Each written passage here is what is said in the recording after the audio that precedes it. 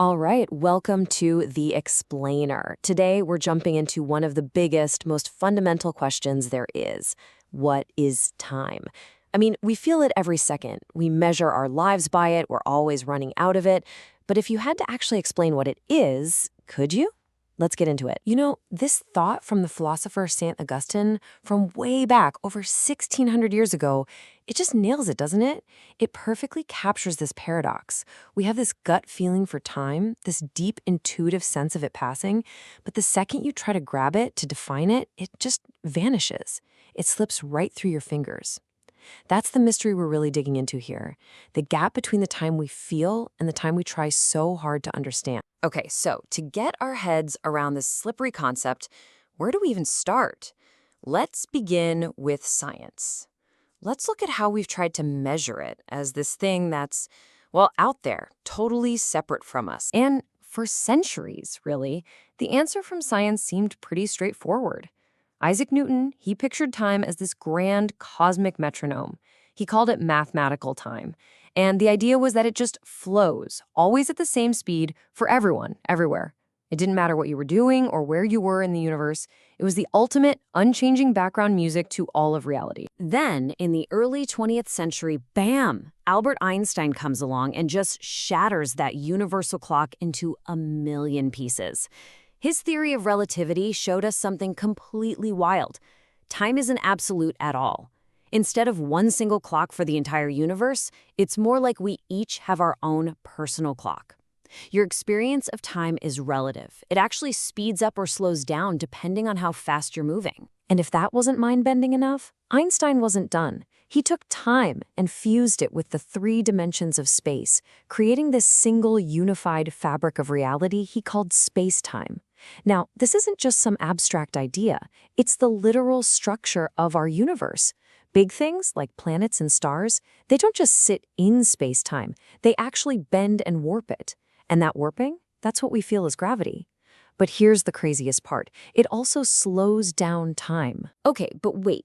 If time is this flexible, bendy thing, why does it feel like it only goes one way? You know, we remember the past, but we don't remember the future. Well, physics has an idea for this, called the arrow of time.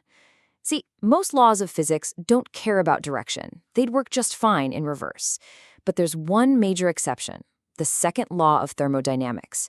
It basically says that disorder or entropy in the universe is always increasing. You know, if you drop a glass and it shatters, you've never seen it just magically put itself back together, right? That's entropy. The universe is always moving from a state of order to disorder, and that gives time its undeniable one-way march forward. So, physics gives us this picture of time that's relative. It gets warped by gravity, and it's always moving forward into more chaos. But that doesn't really explain how it feels to us, does it? So now let's turn inward. Let's explore the time that exists inside our own heads. I mean, come on, we have all been there, right? An hour can feel like 5 minutes, or it can feel like 5 hours, and it all depends on what you're doing. This is the whole puzzle of psychological time. The clock on the wall might be ticking along steadily, but the clock on our mind, well, that one's emotional. It's stretchy, and it's totally personal. This is what some call subjective time. It's the time of our actual lived experience. And you can't measure it with a stopwatch, because its quality is always changing. When you're engaged or happy or just totally in a state of flow, time seems to shrink. But when you're bored or anxious or in pain, man, every second can stretch on forever. This is the time that really defines our lives. The philosopher Henri Bergson argued that we get this all wrong. We confuse clock time with what he called real time or durée. He said clock time is kind of artificial. It chops up reality into these neat little boxes, seconds, minutes, hours, like they're just points on a line. But our actual experience of time, our durée, that's more like a melody. It's a continuous, flowing thing where the past just melts into the present. You can't chop it up without ruining it. So you've got these 2 totally different ideas of time, right? The cold, ticking clock on the wall and the warm, flowing experience inside our heads. So what happened when those 2 things clashed? Well, as it turns out, the consequences were massive. Think about it. Before the Industrial Revolution, life for most people ran on task time. A farmer worked with the sun and the seasons. A craftsman worked until the thing was made. Life followed natural rhythms. But then factories came along, and they demanded a whole new kind of discipline. Suddenly, work had to be synchronized to the pace of a machine. The clock became the boss. It wasn't about getting the job done anymore. It was about putting in the hours. And this change, it was profound. Time went from being this natural cycle we all lived inside of to being an economic resource, something to be managed, to be measured, and, as the new thinking went, to be exploited. The phrase time is money wasn't just a metaphor anymore. It became the literal truth that organized our world. Our internal, subjective feeling of time had to take a back seat to the ticking clock. Okay, so we've looked at time through the lens of physics, psychology, and even history. For our last piece of the puzzle, let's zoom out. I mean way out. All the way to the beginning, and maybe even the end of time itself. According to our best science, everything we've talked about, it all rests on this one number, roughly 13.8 billion years. And that's not just how old the stars and the galaxies are.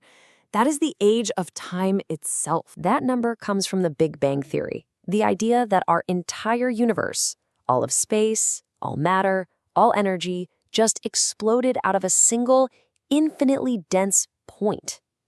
And the implication of that is just, whoa. If space began at that moment, so did time. There was no before the Big Bang because the concept of before didn't even exist yet. Time as a physical thing had a starting point. So where does that leave us? After all this, what is time? Well, it's pretty clear there's no single easy answer, is there? You've got the physicist's time, this real physical thing that can bend and stretch and that actually had a beginning. Then there's the philosopher's time, that internal, personal flow of our own consciousness. And then you have the historian's time, a man-made invention that now runs our entire world. We're all just constantly living somewhere in between these different realities. But maybe the most unsettling, most mind-bending idea of all comes from Einstein himself, who left us with this little thought. I mean, really think about that for a second. If space-time is a real four-dimensional block, could that mean that the past, the present, and the future, they all exist at the same time? Is our powerful, deeply felt sense of time passing, our own personal arrow of time, just a stubborn illusion? It's a heck of a thought, and it leaves us right back where we started, knowing time intimately, yet not knowing it at all.